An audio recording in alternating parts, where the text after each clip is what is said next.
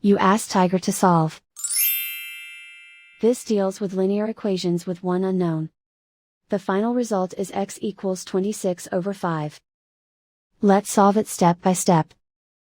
Simplify the expression. Expand the parentheses. Simplify the arithmetic.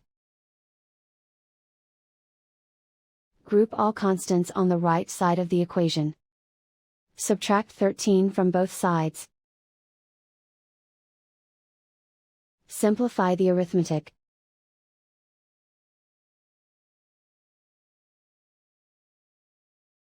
Isolate the x. Divide both sides by 5. Simplify the fraction. And so the final result is x equals 26/5.